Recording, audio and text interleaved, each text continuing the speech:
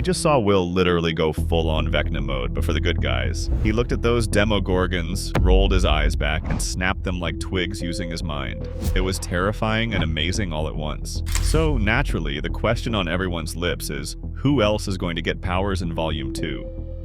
To understand where we are going, we have to look at exactly what happened with Will because his transformation provides the blueprint for everyone else. Think about the sequence of events in that final scene of Episode 4.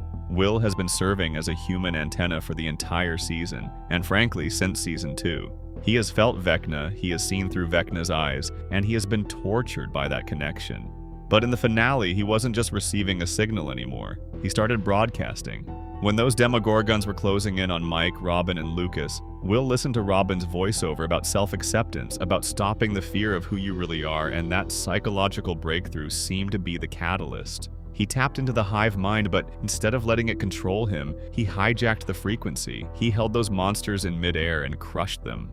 This tells us that the key to unlocking powers in the Stranger Things universe, aside from being injected with MK Ultra drugs as a baby, seems to be a combination of deep trauma, a connection to the Dimension X or upside-down biology, and a moment of extreme psychological clarity or emotional release. So, taking that formula, trauma plus upside-down exposure plus psychological breakthrough, who is the next most likely candidate? It has to be Max Mayfield. I know, she spent most of Volume 1 in a coma or hanging out in a mind cave with Holly Wheeler, but look at the evidence the show is presenting us. Max is not dead. She is trapped in Vecna's mind, specifically in a realm she compares to Camazotz from A Wrinkle in Time. She explicitly explained to Holly that in this prison world of Henry's mind, there are only 3 options, or doors. Door 1 is taking your own life, Door 2 is accepting your fate, and Door 3 is escape. She chose Door 3, but in doing so, she has been surviving in a hostile psychic environment for days, maybe weeks in mind time. This is essentially the same kind of training Henry Creel went through when he was discovering his powers, or what Eleven went through in The Void. Max is learning to manipulate the fabric of a mental reality. When Volume 2 kicks off, I don't think Max is just going to wake up and be a normal girl again. I think she is going to come back as a powerful psychic warrior. If she is currently existing as pure consciousness inside a psychic landscape, she is likely learning how to astral project or dream walk. We saw her manifest in the hospital room to see Lucas, even though she couldn't make contact. In Volume 2, it is incredibly likely that Max will develop the ability to project her consciousness into the real world, maybe even possessing her own comatose body, or more wildly, influencing the upside-down creatures from the inside. If Will is the wizard, Max is the paladin or the cleric, fighting the battle on the spiritual plane. There is a strong possibility that Max will gain the power to overwrite Vecna's control. If Vecna controls the hive mind through dominance and hate, Max might be able to disrupt that control through resilience and protection. We might see her act as a shield, creating psychic barriers that Vecna can't penetrate, effectively protecting the group from his remote viewing. She might not be throwing cars with her mind like Elle, but her power will be internal, mental, and subversive. She is the virus in Vecna's software. Now, let's talk about the biggest wildcard introduced in Volume 1. Holly Wheeler.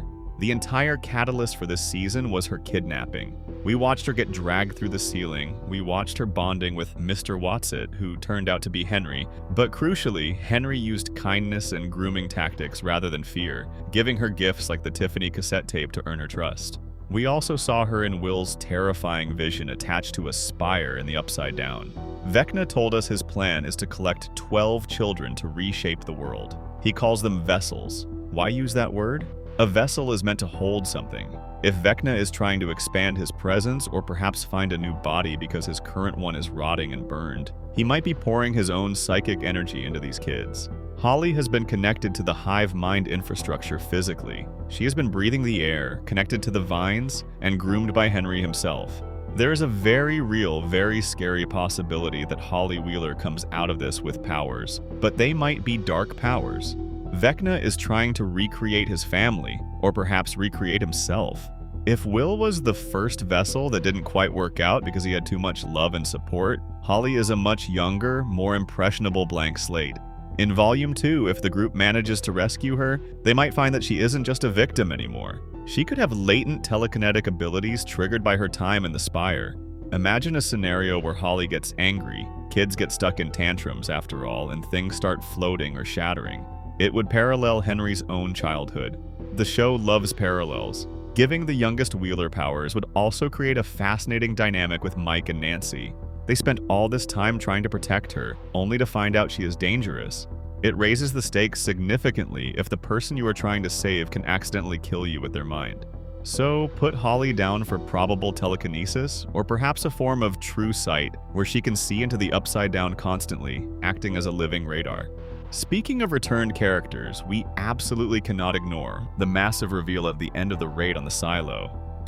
Hopper and Elle open that vault expecting to find Vecna, and who is sitting there? Callie. Number 8.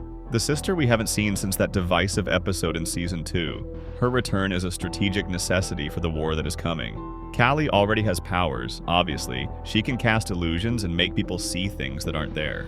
But we have to consider how her powers might evolve or level up in Volume 2. We saw Will level up. We know Elle has amplified her powers before. Callie has been in military custody, likely being experimented on or dampened by Dr. K's kryptonite tech.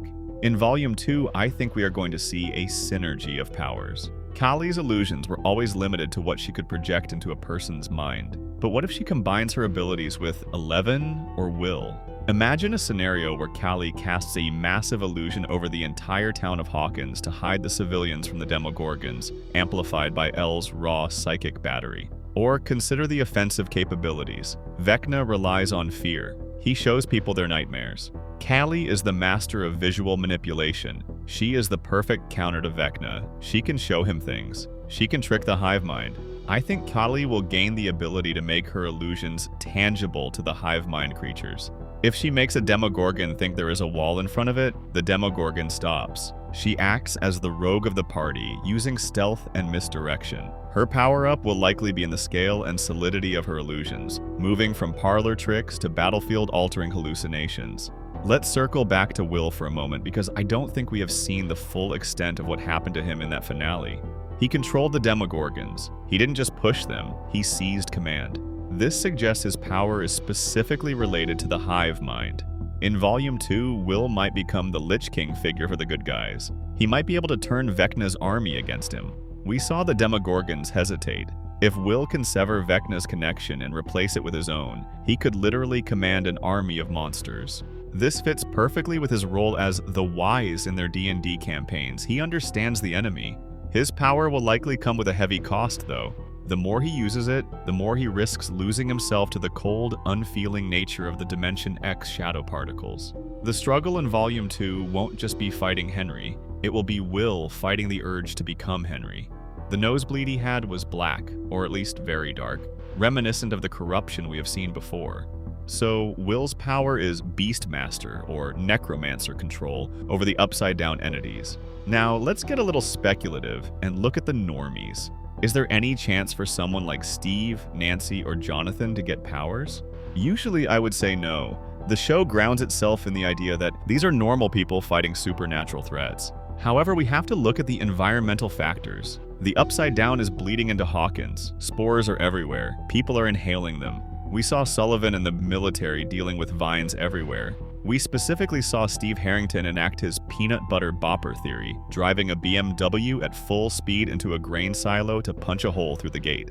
He believed that if he hit the soft center hard enough, he could cross dimensions without a portal, and he was right. That crash demonstrated that the physics of Hawkins are breaking down. We also have to talk about the physics classroom scene in Episode 3 with Mr. Clark. The show spent a significant amount of time on a lesson about Einstein-Rosen bridges, or wormholes, explaining how they connect 2 points in space-time. Erica even answered the question correctly. Stranger Things doesn't drop a science lesson like that for no reason. Mr. Clark explicitly stated that if these wormholes existed, they would be extraordinarily unstable and the gravitational force would rip a traveler apart. The fact that the show highlighted this specific danger suggests that someone in Volume 2 is going to figure out how to stabilize a wormhole to transport the group instantly, essentially unlocking teleportation. Maybe Elle or Max won't just walk through gates anymore. Maybe they will learn to fold space-time itself, creating those wormholes to jump between Hawkins, the Upside Down, or even different points in time to save the kids. Nancy Wheeler has been targeted by Vecna. She saw the vision of the future. She has been inside his headspace before. While I don't think she will start throwing fireballs, there is a possibility she develops a resistance or a hunter's sense. Think about her accuracy with a gun. It's practically supernatural at this point. She even modified a shotgun shell to hold a telemetry tracker and fired it into a moving target without destroying the electronics, a feat Murray called a Christmas miracle. Volume 2 might lean into this by giving her a form of precognition or heightened reflexes. Vecna showed her the future once. Maybe she can tap back into that stream. It wouldn't be a flashy power, but a subtle edge that lets her dodge an attack a split second before it happens. It fits her character as the relentless investigator and protector. She sees things others miss. And what about Dustin? He was the one who figured out the geometry of the wall. He is the Bard Artificer. His power has always been intellect, but with the introduction of Dr. K's technology, the kryptonite that dampens powers, Dustin is the most likely candidate to reverse engineer that tech. We learned a crucial detail in the lab with Hopper and Dr. K. Heat weakens the hive mind creatures, but cold makes them stronger. Dr. K explicitly demonstrated this by turning the dial on the containment unit, showing that the creature thrived in the cold but recoiled under the heat lamps. This is a game changer for Dustin. If he figures this out, his power might be weaponizing thermal dynamics. He could build devices that superheat the environment to weaken Vecna's army, or conversely, if Will needs to control them, maybe Dustin realizes Will needs to be cold to strengthen his connection. He might not get biological powers, but he could create techno-magical devices. Something like Dustin building a portable version of the dampener that they can use to strip Vecna of his powers for a few seconds. In a world where magic is real, the guy who builds the anti-magic gun is effectively a wizard himself. Volume 2 will likely see Dustin wielding science as power in a way that rivals the actual psychics. We also need to talk about the other kidnapped kids, Derek Turnbow and the others. Vecna wants 12. We know he has 4. Will's vision showed us the math. That leaves 8 spots left on those terrifying spires. If the group fails to save them in time, these kids become the spires. If the group destroys the spires but the kids survive, they are going to be changed. We might see a situation where these 12 kids form a jury-rigged psychic circuit. Even if they don't have individual agency, their collective consciousness could be a power source. If Elle or Will can tap into that network, they essentially gain the power of 12 psychics. It's a dark thought, but power in numbers might be literal here. We even saw Derek using visualization techniques in the barracks to calm the other kids down, telling them to picture a blue beach. This proves that even the normal kidnapped kids are already tapping into mental defenses, potentially priming them for a psychic connection. The kids themselves might be left with lingering connections, able to hear each other's thoughts, creating a new, benevolent hive mind to counter Vecna's singular, tyrannical one. Let's look at the villain side of the equation too. Vecna has leveled up. He looks different, more evolved, more integrated with the Upside Down. If he is absorbing these kids or using them as batteries, his powers in Volume 2 are going to be godlike. He might gain the ability to warp reality in the real world, not just the Upside Down. Up until now, his influence in Hawkins has been through gates and monsters. But if he breaks the barrier completely, he could start reshaping Hawkins into his vision in real time. Buildings twisting, gravity shifting, time distorting. We need to be prepared for Vecna to become a reality warper, which is why Will and Elle need to be so overpowered to stop him. There's also the Karen Wheeler factor. I know, this sounds crazy, but look at what she did. She stabbed a Demogorgon in the face with a broken wine bottle. She survived an attack that usually kills trained soldiers. She has now seen the truth. She knows about Henry. She wrote his name. Karen has been on the sidelines for 4 seasons, but she just leveled up in terms of agency. While she probably won't develop telekinesis, there is a trope in fiction where surviving a supernatural infection or attack leaves a mark. If she was scratched or exposed to the Demogorgon's blood, which she definitely was, she might develop a resilience or a connection. It's a long shot, but don't count out the moms in Stranger Things. Let's go back to the kryptonite device Dr. K used. This is a crucial piece of lore introduced in Volume 1. It uses sound frequencies to dampen powers. If it can dampen them, can it amplify them? We know music saves people from Vecna. It seems that sound and frequency are the interface for these powers. In Volume 2, we might see Robin or Jonathan, the music lovers, utilizing this. If they can rig the radio station, the Squawk, to broadcast a specific frequency, they could potentially grant a temporary buff to everyone, or at least weaken the monsters globally. It's not an individual power, but a systemic one. It weaponizes the very medium of the show, the 80s soundtrack.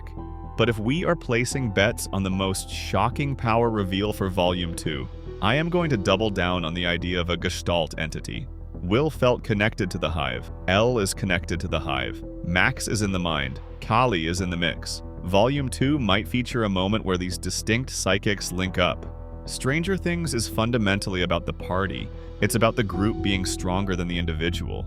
It would be the ultimate thematic payoff if the power that defeats Vecna isn't just Elle punching really hard with her mind, or Will commanding the monsters, but a literal psychic fusion of Elle, Will, Max, and Callie, a Captain Planet-style combination of abilities. Elle provides the raw force, Will provides the control or connection, Max provides the mental fortitude/shielding, and Callie provides the cloak illusion.